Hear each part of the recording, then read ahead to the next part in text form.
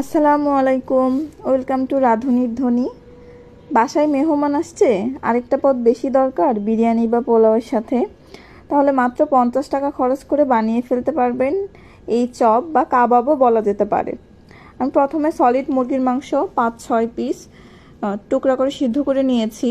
তারপর ছিঁড়ে রান্নার সব রেগুলার মশলা আর সাথে অল্প গরম মশলা, হাফ চামচ আদা রসুন বাটা দিয়ে ভালো করে মাখিয়ে নিয়ে কাঁচামরিচ, পেঁয়াজ আর অল্প পেঁয়াজ বেরেস্তাও দিয়েছি, ভাজা পেঁয়াজ যেটাকে বলে আর কি।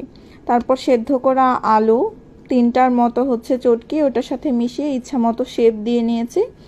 তারপর ডিমের কোটিংয়ে ভেজে নিলেই তৈরি এই সাশ্রয়ী কাবাব বা চপ, যা আপনার টেবিলে একটা বাড়তি সৌন্দর্য এনে দিবে। সাথে খুব কম কম খরচেই হয়ে যাচ্ছে। ধন্যবাদ। Stay connected with me.